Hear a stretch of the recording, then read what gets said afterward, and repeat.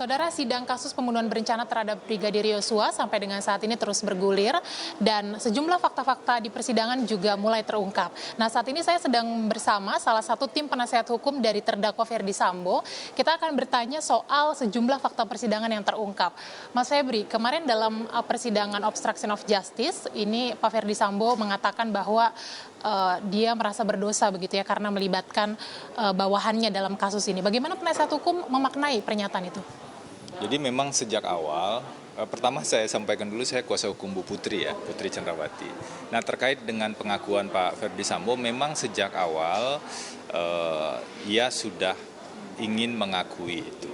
Dan bahkan kami juga diskusi dan kami di tim hukum juga menyarankan sebenarnya akui apa yang dilakukan dan ia bersedia untuk kooperatif soal itu. Kita sudah lihat kan di persidangan bahwa hal tersebut betul-betul diakui dan bahkan ada permintaan maaf.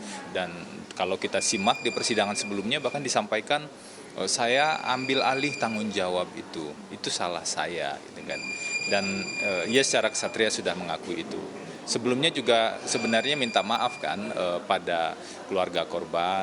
Komitmen Pak Ferdy Sambo untuk mengakui apa yang dilakukannya itu sudah ia sampaikan berulang kali. Semoga ini bisa memberi pesan pada semua pihak agar perkara ini bisa diadili secara objektif dan juga nanti bisa ditemukan kebenaran di sini. Ada pengakuan itu hanya poin perintangan penyidikan dan melibatkan anggota Polri atau ada pengakuan terlibat dalam peristiwa pembunuhan atau seperti apa sih Mas Febri? Saat Richard diperiksa, Pak Ferdy Sambo sebagai terdakwa saat itu menyampaikan secara lugas ya kalau kita simak, kalaupun perintah atau ucapan hajar saya itu ditafsirkan Richard sebagai penembakan, saya bertanggung jawab untuk itu. Itu tegas sekali disampaikan, saya pikir. Terlepas dikata Ricky paling tinggi loh nilai kejujurannya kalau kita lihat dibanding yang lain gitu kan. Lalu mana yang akan digunakan? Karena itulah pesan sederhananya adalah jangan melihat sesuatu itu berdiri sendiri. Justru kalau poligraf, kami sebenarnya ketika melihat tes poligraf secara detail, kami lihat ini bisa menguntungkan Pak Ferdy Sambo. Itu yang nggak disadari kan, karena nggak terbukti dakwaan jaksa.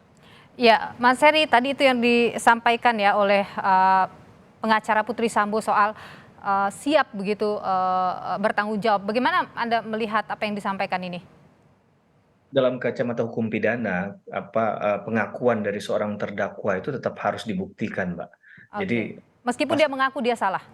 meskipun mengaku agar ini proporsional nanti ya, agar ini memang demi keadilan hukumnya. Jadi jaksa tetap akan membuktikan itu. Yang kedua, Mbak, perlu dicatat kenapa baru pernyataan terang benderang itu disampaikan sekarang ya. Kenapa nggak dari awal ketika awal tidak seperti Eliezer begitu kan? Satu statement jelas, tegas, lugas begitu ya.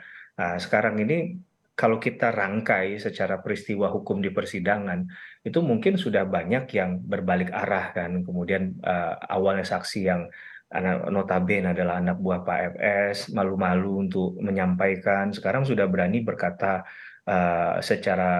bersikap secara jelas begitu kan. Nah ini yang menurut saya juga jadi bagian dari mungkin jawaban yang disampaikan pada saat ini oleh Pak FS. Dan jadi bukan berarti tidak mengapresiasi ya, tadi katanya sudah bersikap kesatria menyampaikan itu, kita apresiasi hal itu. Tapi setidak-tidaknya ini rasa-rasanya secara waktu kok diletakkan agak di menit-menit akhir, ibaratnya kalau Piala Dunia lagi menggebu-gebu ini Mbak ya. Ini udah kalah 2-0 baru berusaha untuk mengembalikan kedudukannya kembali untuk bisa jadi poinnya Iya. sama. Oke, balik lagi ke sidang besok, Mas Heri, apa yang paling krusial yang bisa digali oleh hakim besok dari para ahli forensik, digital forensik, Inavis dan juga kriminologi?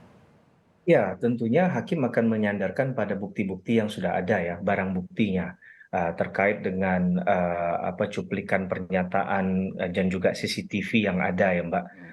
Itu juga perlu untuk ditanyakan dan kemudian juga perlu ditanyakan kepada ahli ini, ikut nggak terlibat dalam proses pemeriksaan di tingkat penyidikan. Kemudian dari metode pendekatannya, analisis ini bisa digunakan dengan pendekatan yang seperti apa, sehingga alat ukurnya menjadi jelas Mbak Nilu. Jangan sampai tadi saya katakan tidak pernah mengetahui barang buktinya, cuma didengarkan dari keterangan penasihat hukum atau dari jaksa, kalau kita Ya. mau fair misalnya, tapi nggak pernah diperlihatkan buktinya. Padahal ini sesuatu yang scientific, sesuatu yang Oke. kalau kita kaitkan dengan scientific crime investigation atau konteks yang dari awal perkara ini disampaikan oleh Pak Kapolri, Pak Listio Sigit, nah ini jadi relevan dia. Oke, Tapi jadi harusnya besok setidaknya bisa lebih benderang lagi kasus ini terkait dengan peran dari masing-masing terdakwa, begitu ya, Mas Heri? harapan kita begitu juga, Mbak Nilu, harapan kita besarnya ke sana. Baik, baik.